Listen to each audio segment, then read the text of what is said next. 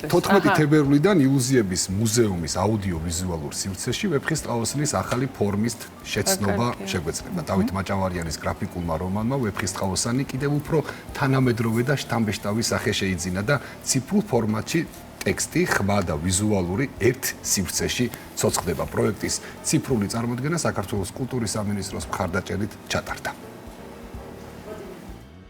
ძალიან საინტერესო გამოფენა არის. მგონია რომ ერთხელ მაინც ყოველთვის ღირს ნახვათ, იმიტომ რომ ნამდვილად სასწაული გაფორმებებით არის გაკეთებული. ყველას ვურჩევ რომ მოვიდეს და იხილოს, იმიტომ რომ ეს არის ალბათ რაღაცა ისეთი რაც ყველა ქართველისთვის, ჩვენთვის ყოველთვის ძალიან მნიშვნელოვანი ნამუშევარი არის და ძალიან ღირებული არის და ამდენად საინტერესოდ გადაკეთებული ფორმატში.